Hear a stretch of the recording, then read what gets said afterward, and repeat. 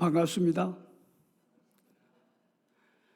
제가 본교회에 출석해서 여러분과 함께 신앙생활 한 지 벌써 한 7개월 되어 가는 것 같습니다. 여러분과 신앙생활 함께 하게 된 것을 참으로 기쁘게 생각하고 하나님 앞에 영광 올려드립니다. 저는 한국에 있을 때 영광 여자 중고등학교 교목실장으로 10여 년 봉사를 하면서 주일날은 또 교회 봉사를 빼놓지 않고 했습니다. 그래서 맨 마지막에는 서울에 있는 동신교회 교육 목사로 봉사를 하고 그리고 미국으로 왔습니다. 이 목사님 얘기해 주신 대로 미국에 와서 담임 목회를 하고 맨 마지막 목회는 오하이오의 임마누엘 장로교회, 거기서 10여 년 목회를 하고 은퇴를 하게 되었습니다. 제가 속한 교단은 미국 장로교 PCUSA라 그러죠.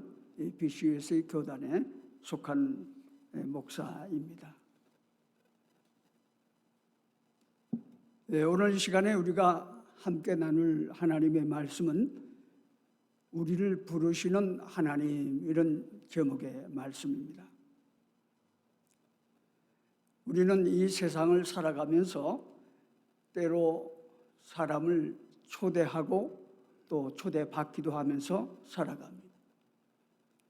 그런데 사람들을 초대할 때는 그냥 초대하는 것이 아니고 집안도 잘 청소하고 또 음식도 잘 마련하고 그리고 음식 후에 후식까지 잘 준비해서 단장을 다 하고 그리고는 사람들을 초대합니다. 오늘 우리가 함께 봉독한 이사야 55장 말씀은 우리 하나님께서 우리를 초대하신 초대장의 말씀입니다. 이사야 선지자가 이 글을 쓰던 당시로 돌아가 보면 이스라엘 백성들은 바빌론 포로 생활로 지칠 대로 지쳐 있었고 그들의 마음이 참으로 어려운 가운데 있었습니다. 이제는 내가 어떻게 할 수가 없구나 하는 그런 절망감을 느끼기도 하였습니다. 고통 가운데 있는 사람들, 이들의 아픔을 만져주시고 회복시켜 주시려고 하나님께서 우리를 초대하신 것입니다. 물론 이스라엘 백성들을 초대한 것이지만 그들은 곧 우리를 의미하는 것입니다.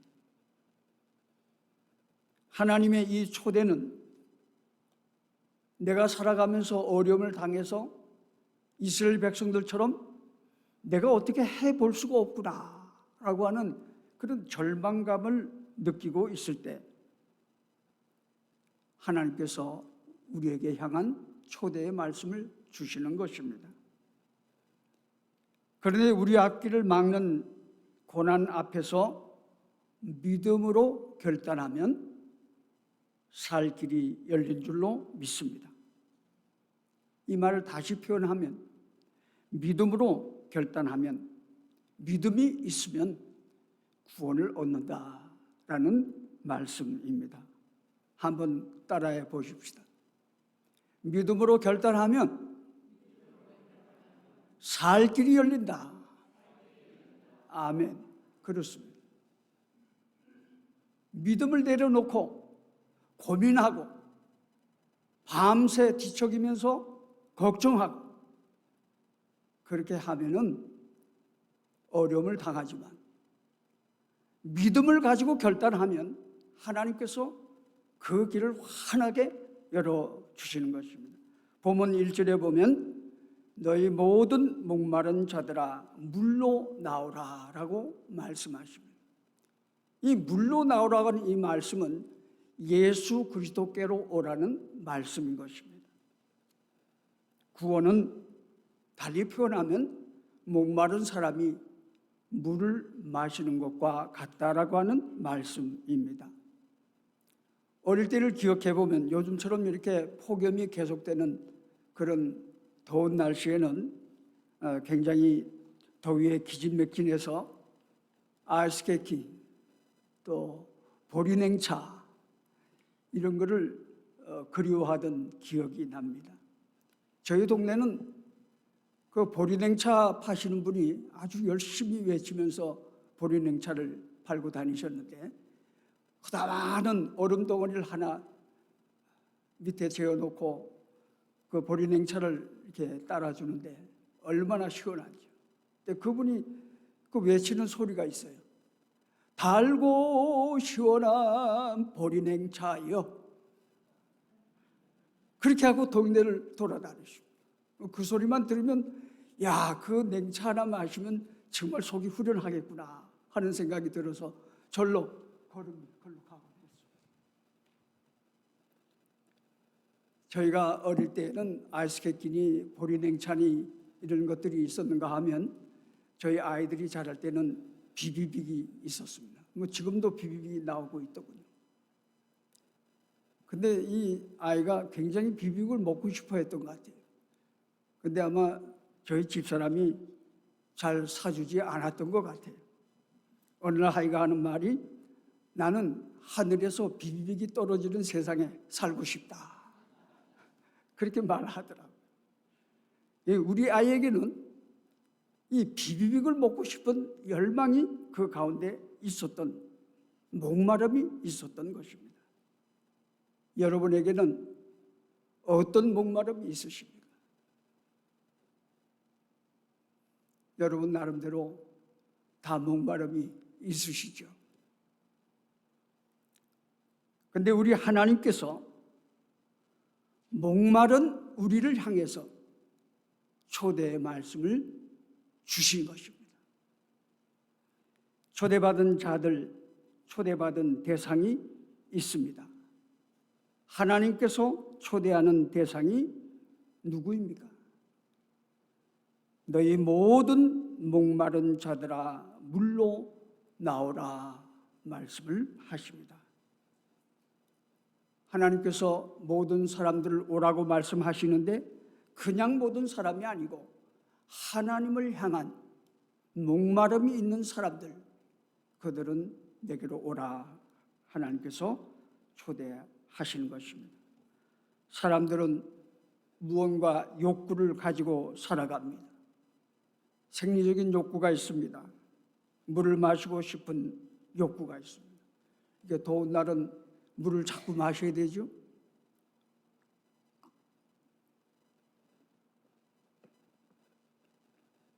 또 맛있는 음식을 먹고 싶은 그런 욕구가 있습니다.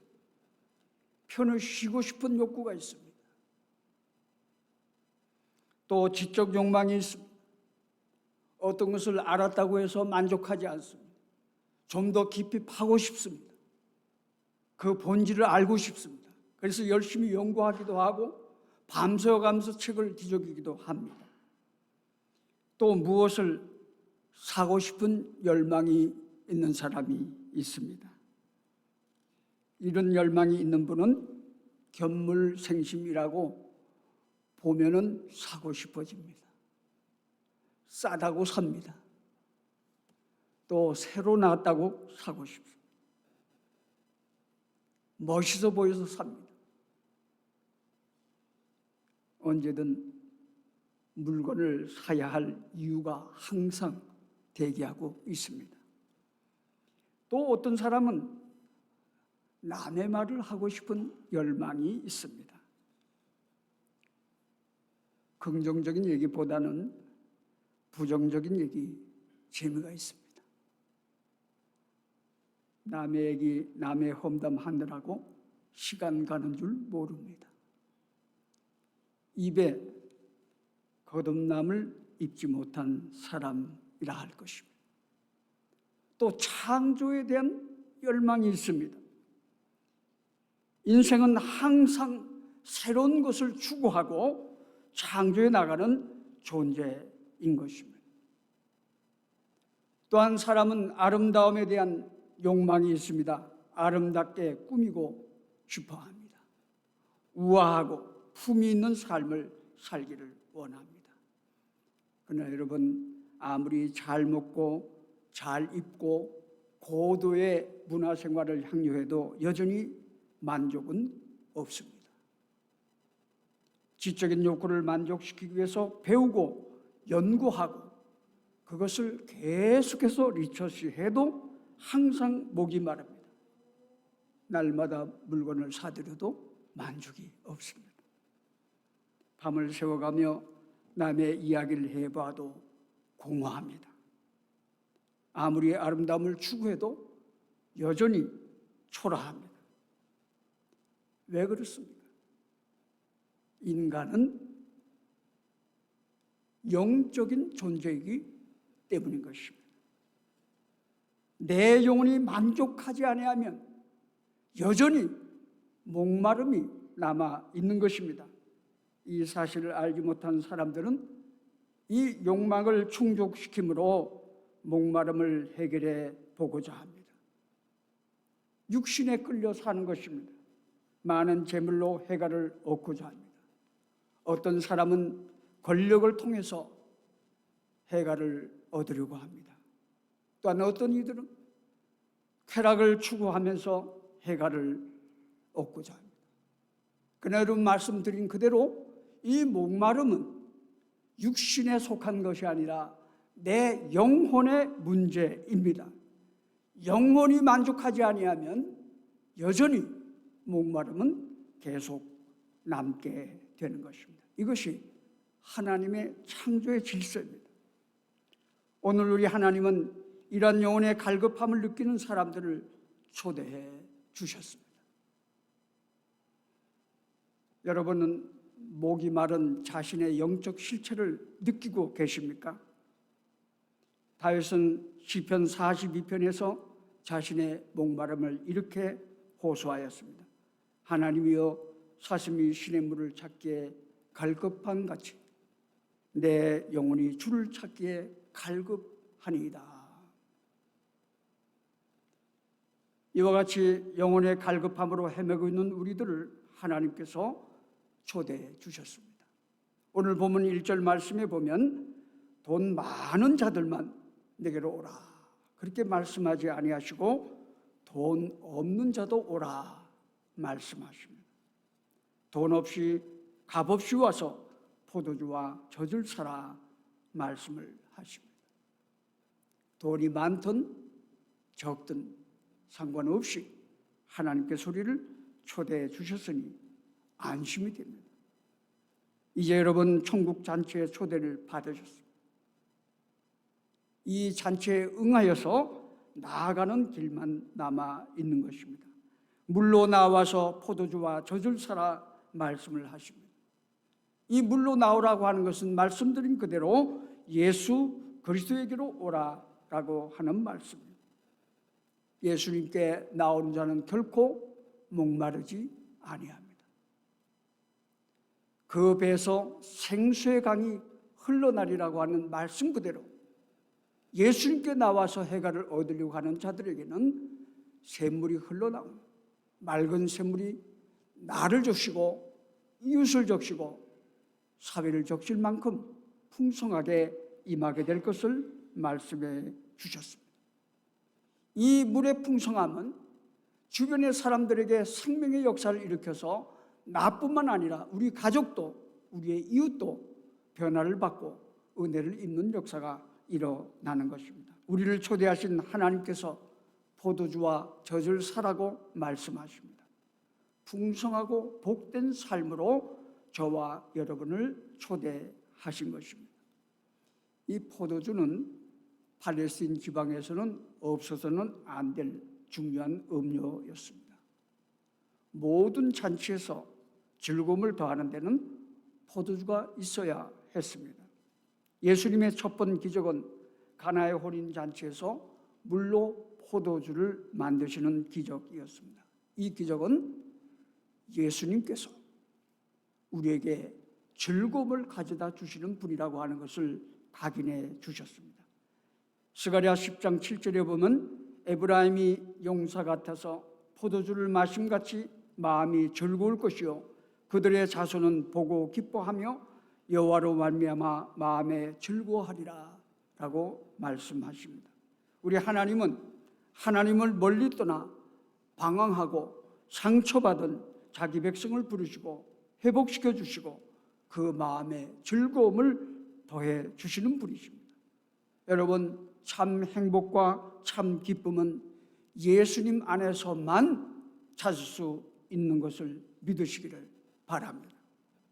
저줄서라 말씀하십니다. 젖은 하나님께서 생물의 생명이 이어가도록 마련해 주신 귀한 식품입니다.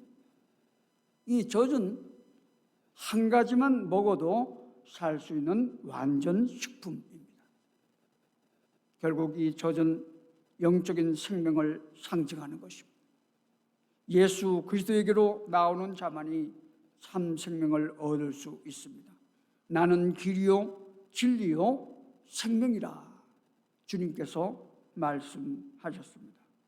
예수 아래 생명 있네 주님이 빛이 되시네.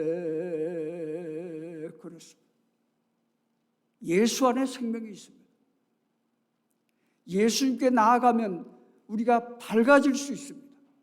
우리의 모든 어둠을 헤치고 주님의 주시는 평강과 은혜를 밝고 아름다움을 누릴 수 있는 것입니다.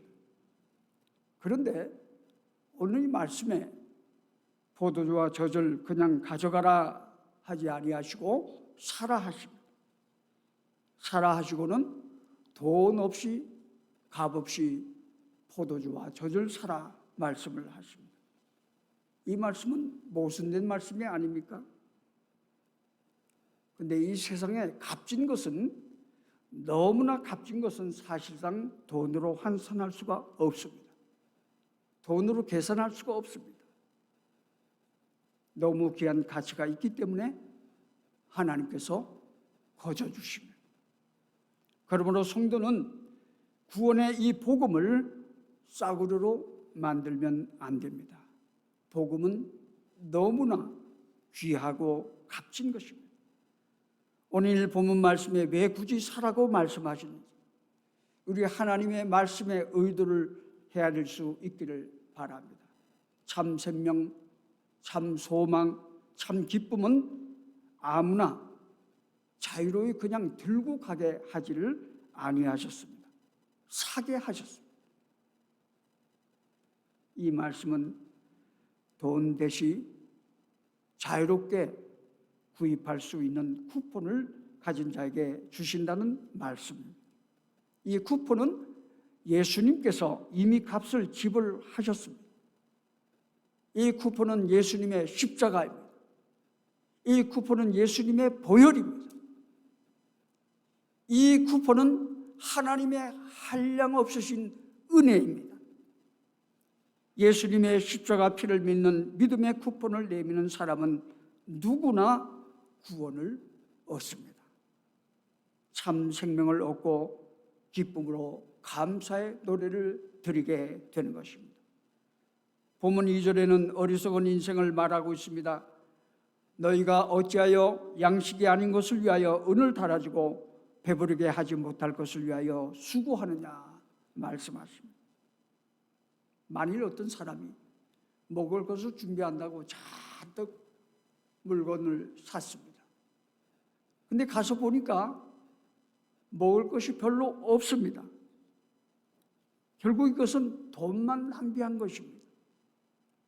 어리석은 사람은 이와 같이 엉뚱한 일에 인생을 허비한다고 말씀하고 계신 것입니다. 사랑하는 성도 여러분, 성도가 하나님의 음성을 들으면 어떤 일이 일어납니까? 본문 2절에 보면 내게 듣고 들을지어다. 그리하면 너희가 좋은 것을 먹을 것이며 너희 자신들이 기름진 것으로 즐거움을 얻으리라 말씀하십니다. 성도가 하나님의 음성을 들으면 또 어떤 일이 일어납니까? 본문 3절에 보면 너희 영혼이 살리라 말씀하십니다. 죽은 영혼이 살아날 것이다, 소생할 것이다 라고 말씀을 하십니다. 또 성도가 하나님의 음성을 들으면 무슨 일이 일어납니까? 4절에 보면 보라 내가 그를 만민에게 증인으로 세웠고 만민의 인도자와 명령자로 삼았나니라고 말씀하십니다. 하나님의 말씀을 듣고 그 말씀을 순종하고 그 말씀을 따르는 자에게 열방 가운데 높여주시고 인도자와 명령자로 살게 하겠다 약속하셨습니다. 하나님께서는 하나님의 음성을 듣는 모든 자들을 통해서 주님의 영광을 드러내는 줄로 믿습니다. 자, 그러면 오늘 우리가 함께 봉독했던 본문의 5절 말씀 우리가 한번 같이 다시 한번 봉독하면 좋겠습니다. 우리 같이 봉독해 보겠습니다. 보라, 내가 알지 못하는 나라를 내가 부를 것이며 너를 알지 못하는 나라가 내게로 달려올 것은 여호와 내 하나님 곧 이스라엘의 거룩하신 이로 말미암음이니라. 이는 그가 너를 영화롭게 하였느니라. 아멘. 본문 말씀은 내게로 나와 들으라 그리하면 살 길이 열린다는 말씀. 하나님을 찾으라 그리하면 살 길이 열린다 말씀하십니다. 하나님의 말씀을 듣고 순종하면 내 영혼이 살고 하나님이 주시는 축복을 누리는 풍성한 삶이 우리를 기다리고 있다 하는 것을 약속해 주셨습니다. 이 말씀을 주시면서 우리에게 계산해 보아라, 따져 보아라, 고민해 보아라 그런 말씀을 전혀 하지 않으셨습니다. 종교개혁 당시에 영국의 윌시라는 추기경이 있었습니다. 이 추기경은 그 당시 영국의 국왕이었던 헨리 8세를 적극 보필했던 사람입니다. 수단 방법 가리지 않고 왕에게 충성했습니다. 헨리 8세 국왕이 아들을 얻기 원한 것을 알고 부인과 이혼하도록 이를 꾸민 사람이 추기경이었습니다. 그는 평생도록 헨리 8세를 위해서 충성하며 살아갔습니다. 그런데 어떻게 된 일인지 결국은 헨리 8세 국왕에게 미움을 받아가지고 교수형에 처해지게 됐습니다. 그가 마지막 교수형에 처해지는 그 직전에 이와 같은 말을 남겼습니다. 평생 왕을 섬기듯이 주인 내가 하나님을 섬겼다면. 그렇습니다. 우리도 마찬가지입니다. 하나님을 찾고 하나님 앞에 나오기를 기뻐해야 살 길이 열립니다. 빌 게이츠나 일론 머스크 같은 부자가 아니라도 하나님과 함께 만드는 위대한 삶이 있습니다. 허탄 일에 더 이상 우리가 마음을 빼앗길 수는 없습니다. 우리 모두는 각자가 할 일이 있습니다. 내 속에 일하시는 하나님이 내 약점을 감싸주시고 덮어주시고 내가 할 수 있는 역량을 키워주시고 그것을 바르게 하셔서 나 혼자는 하기 힘든 일을 하나님의 도우심 가운데서 아름답게 이루어내시는 것이 하나님의 작품을 만드시는 역사입니다. 내가 혼자 하면 힘든데 하나님께서 격려해 주시고 어려운 것은 덮어 넘어가게 하시고 결정과 고민거리는 밀려나가게 하시고 나와 함께 하심으로 인해서 아름다운 작품이 되는 인생을 살아갈 수 있게 하시는 것입니다. 얼마나 감사합니다.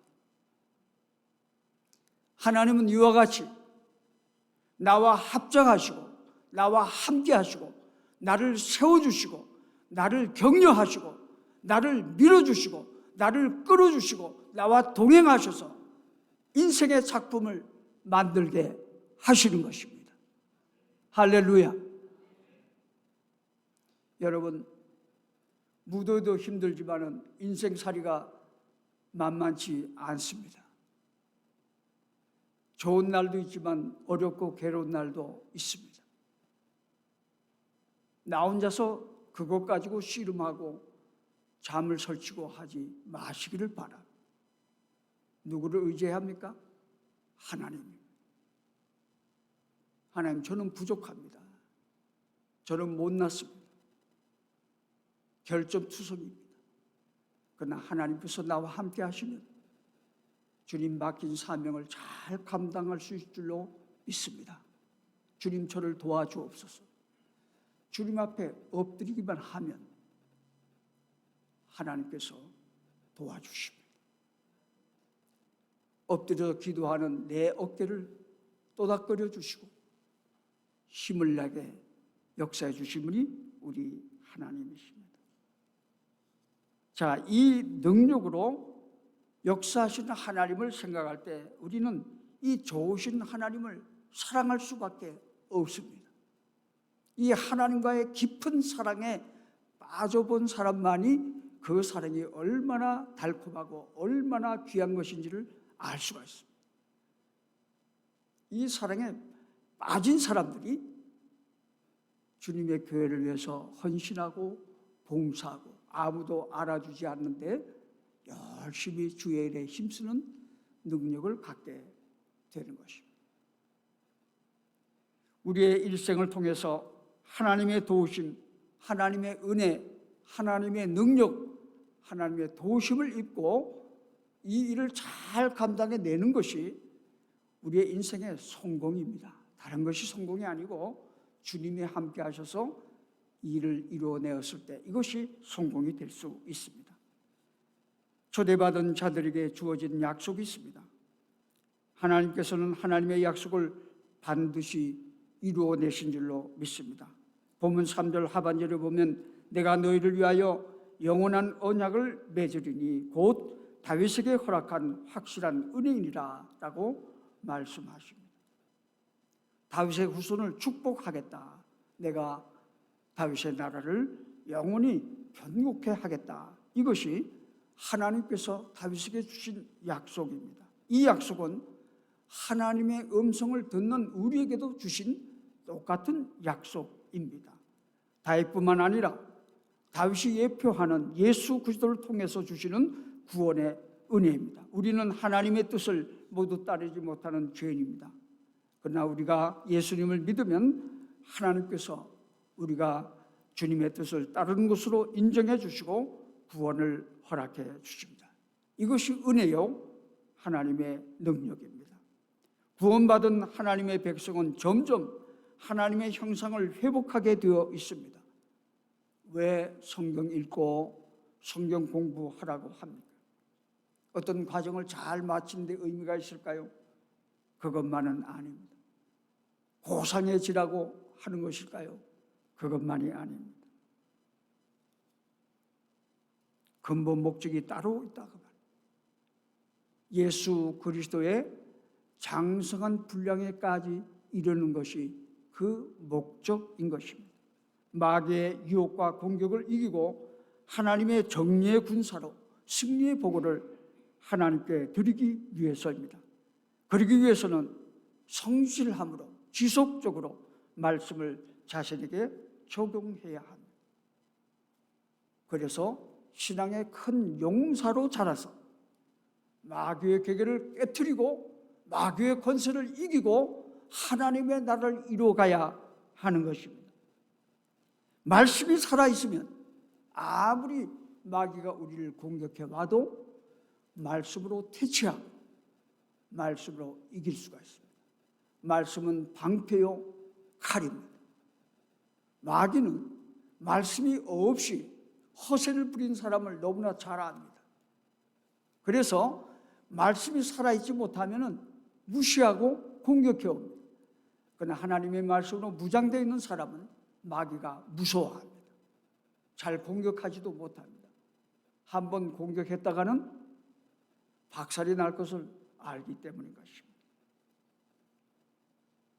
신앙의 큰 용사가 되어서 마귀의 계계를 이기는 그날에 하나님께는 큰 영광이 돌아갈 것입니다.